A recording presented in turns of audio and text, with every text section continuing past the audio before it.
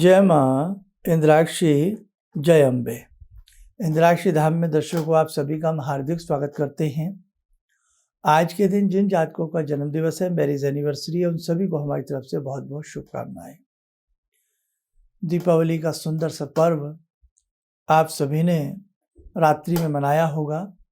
बहुत अच्छे से वो जगजननी, वो भगवती महाअष्टलक्ष्मी आपके घर में विराज चुकी हैं। आज की सुबह जैसे कि आपको मालूम ही है कि सूतक लग चुका था रात्रि में करीब 2:30 बजे के आसपास से। तो कुछ लोगों का सामान रह गया हो, ना उठा पाए हो। और आज ग्रहण भी है, सूर्य ग्रहण है, खंडग्रास सूर्य ग्रहण है। तो कुछ जानकारी आज के इस अंक में हम आपको देने वाले हैं, ध्यान से सुनिएगा। पहले आज का पंचांग देखें। 25 अक्टूबर सन 2022, दिन मंगलवार, कार्तिक मास, कृष्ण पक्ष, संवत 2079, तिथि अमावस्या। आज भी अमावस्या है और कल शाम के बाद अमावस्या लग चुकी थी। ग्रहण काल है आज, ध्यान रखना। नक्षत्र चित्रा है, राहु काल 3 से 4:30, दिशा शूल उत्तर दिशा। आज ये जो ग्रहण है ये आंशिक ग्रहण है, खंडग्रास ग्रहण है। इस ग्रहण का जो सूतक है वो सुबह 2:30 बजे के आसपास से लग चुका है और ये ग्रहण शाम के 6:30 बजे तक रहेगा। 6:30 बजे इसका मोक्ष हो जाएगा। ठीक है। अब पहले मैं कल की बात पूरी कर लूँ। जैसे बहुत लोग कल बहुत सामान रात का पूजन का भूल गए हैं। जैसे आपका वही चावल है, खीर है और फूल पत्तियां हैं। तो जो फूल पत्तियां वगैरह वो आराम से सब समेट करके एक तरफ रख दीजिए, कोई दिक्कत नहीं है। लेकिन पूजा नहीं होगी आज, ये ध्यान रखना। और दूसरी बात, एक काम और करें, सामान जरूर समेट दें, सामान ना से पड़ा रहने दें, उसमें कोई भय नहीं है, पूजा नहीं करें। और यदि कोई खीर वगैरह है और उसमें आपने पहले से ही कुशा का तृण डाल रखा है तो उस खीर का सेवन कर सकते हैं, यूज़ कर सकते हैं। ठीक है। वैसे तो ये सारी बातें हमने कल बता दी थी, कल ही सारी सावधानी आपको बता दी थी। अब बहुत लोग कह रहे हैं मूर्तियाँ कब उठानी है। अरे भैया, जो गणेश लक्ष्मी गणेश की मूर्तियाँ थी वो तो कल ही उठ गई थी। पहले मूर्ति पुरानी उठाई हैं, फिर हमने नई मूर्तियाँ रखी है ना, तो नई तो उठानी नहीं है। नई मिट्टी की मूर्तियाँ तो वहीं की वहीं रहेंगी। और जो पुरानी मिट्टी की मूर्तियाँ थी वो कल ही शाम आप किसी पॉलीथीन में, किसी चीज़ में करके उनको आराम से रख दीजिए। आज के सारे फूल चावल वगैरह जो भी है सब उठा करके एक तरफ रख दीजिएगा। आज कुछ नहीं करना है। कल के बाद आप आराम से उन्हें कहीं निर्जन स्थान में खड्डा खोद करके कर सकते हैं, नहीं तो उन्हें जल प्रवाह आप अपने हिसाब से कर सकते हैं। ठीक है। दूसरी बात, आज जो सूर्य ग्रहण है 12 घंटे पहले इसका स्पर्श लग जाता है, सूतक काल शुरू हो जाता है।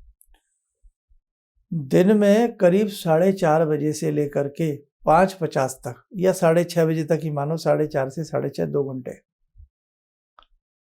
इन बिटवीन आप भोजन न करें। बहुत ज़्यादा डायबिटिक पेशेंट हैं तो मैं कह नहीं सकता, फिर मजबूरी है, लेकिन प्रयास किया जाए कि उन 2 घंटों में हम भोजन न करें। और भोजन जो बनाना है उन 2 घंटों के बाद ही बनाएं। जैसे ग्रामीण क्षेत्र हैं, देहाती क्षेत्र हैं, वहाँ जल्दी भोजन बन जाता है। तो मैं अपनी माताओं से, बहनों से, सभी से ये कहूँगा कि आप 6:30 बजे के बाद ही आज चूल्हा चौकी अपना प्रारंभ करें।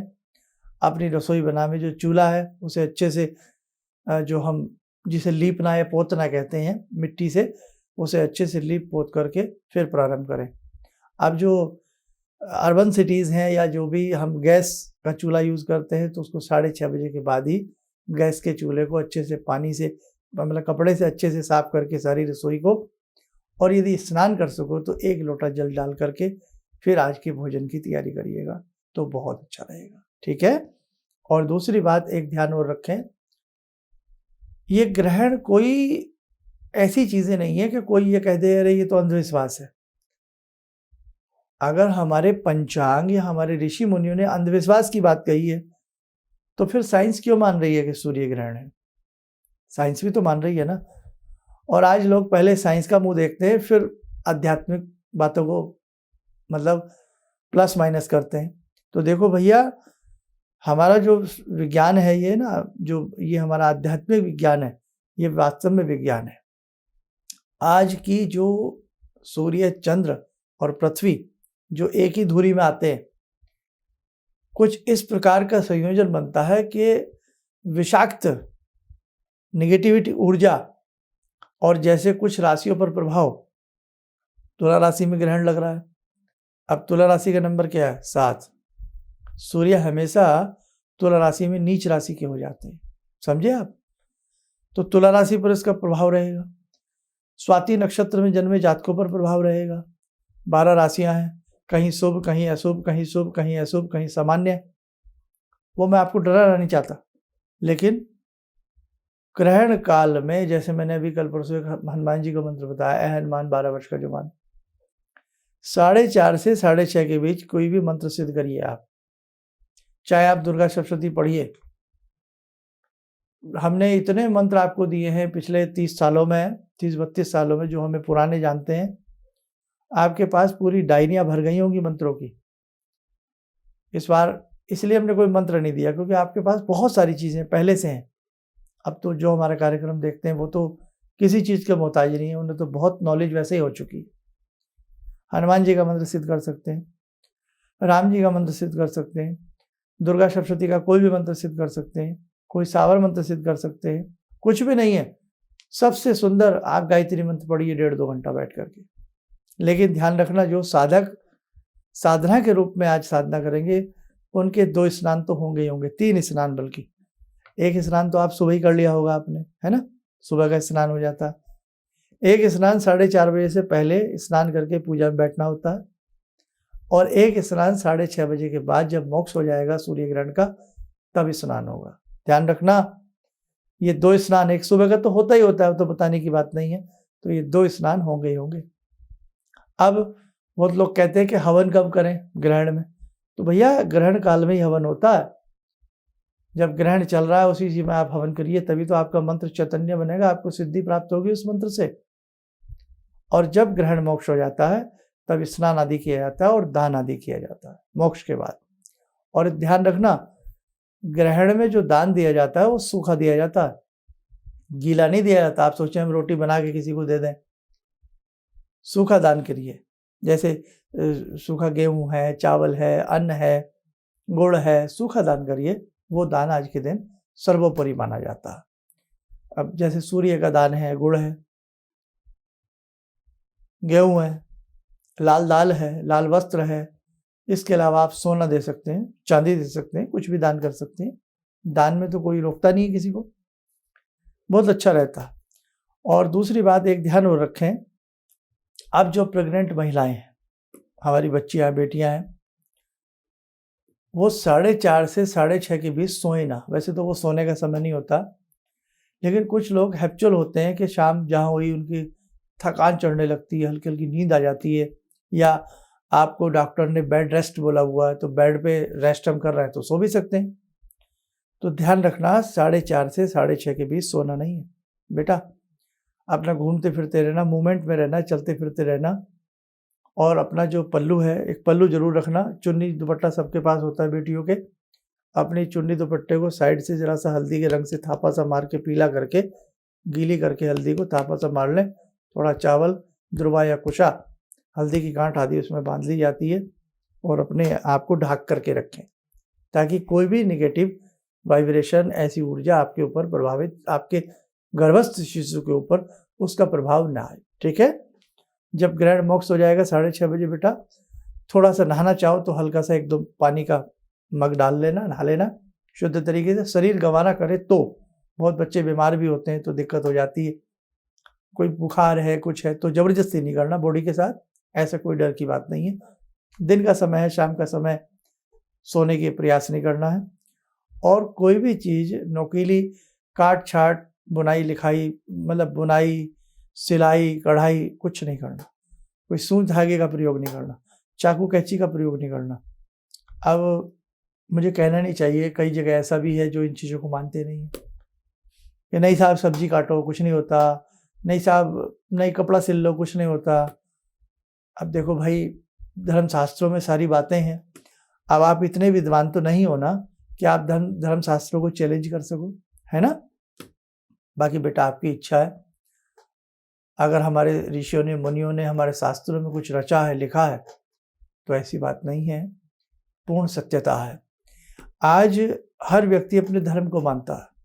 आप किसी दूसरे इतिहास की बात करें, धर्म की बात करें, सबका अटूट विश्वास अपने धर्म पर है, लेकिन कहीं ना कहीं हमारे उसमें है ऐसा कि बहुत लोग मान रहे हैं, बहुत लोग नहीं मान रहे हैं, नहीं जाने क्यों। या हो सकता है वो बहुत ज़्यादा पढ़े लिखे हो गए हैं, बहुत ज़्यादा समझदार हो गए हैं, वो आर्यभट्ट से भी ज़्यादा समझदार हैं, महर्षि वेद व्यास जी से भी ज़्यादा वो समझदार हैं, ऐसा हो सकता है ना।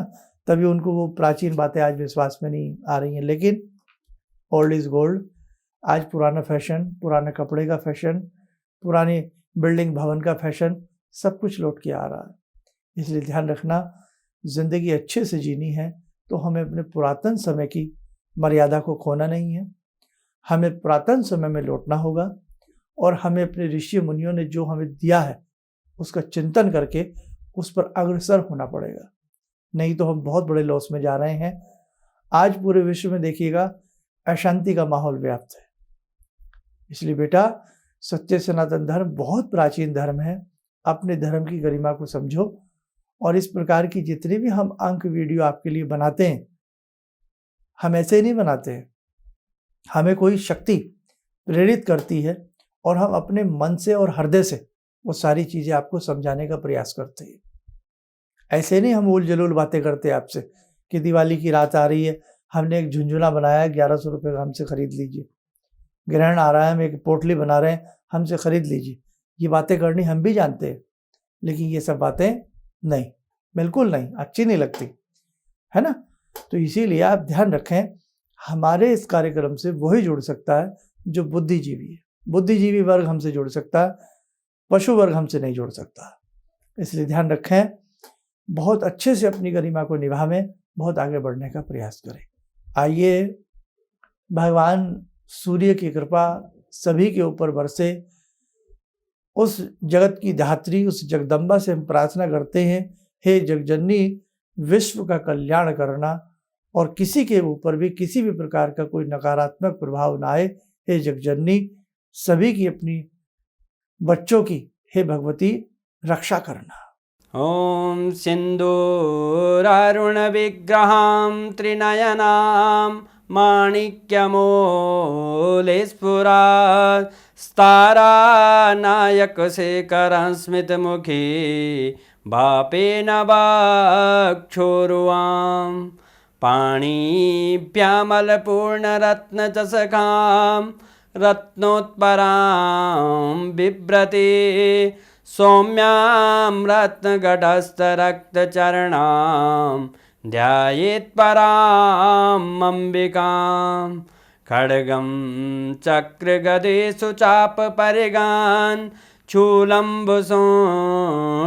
शिरा शङ्खं संदधतीं करे स्त्रीनयनां सर्वाङ्गभूषावृतां नीलासमद्युतिमास्य पाददशकां सेवे महाकालिकां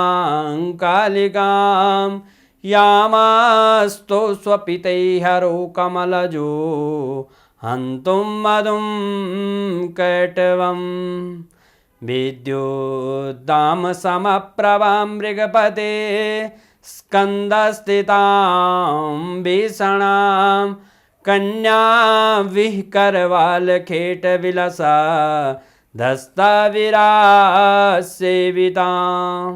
हस्तैश्चक्रगदाशिखेटविशिखां चापं गुणं तर्जनीं विप्राणामलिलात्मिकां शशिधरां दुर्गां त्रिनेत्रां भजे।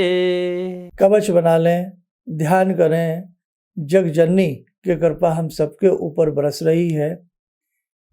हे शरण में लेने वाली जगदम्बे, आपकी कृपा से पूरे विश्व का कल्याण हो, पूरा विश्व सुरक्षित रहे।